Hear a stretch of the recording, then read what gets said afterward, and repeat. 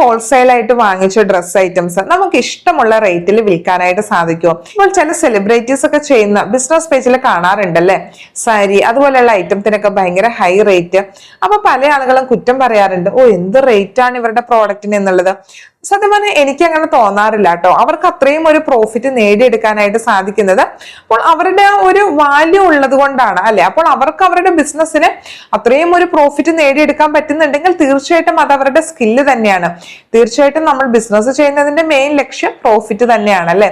അപ്പോൾ നമുക്ക് MRP ഇടാത്ത ഒരു പ്രോഡക്റ്റിന്, ഇപ്പൊ മാനുഫാക്ചർ MRP നിശ്ചയിക്കാത്ത ഒരു പ്രോഡക്റ്റിന് എത്ര രൂപ വേണമെങ്കിലും നമുക്ക് ഇടാനായിട്ട് സാധിക്കും. ഇപ്പോൾ നമ്മൾ ഹോൾസെയിൽ ആയിട്ട് വാങ്ങുന്ന ഡ്രസ്സ്, ജ്വല്ലറി ഐറ്റംസിൽ ഒന്നും തന്നെ MRP പ്രിന്റ് ചെയ്തിട്ടുണ്ടാവില്ല അല്ലെ.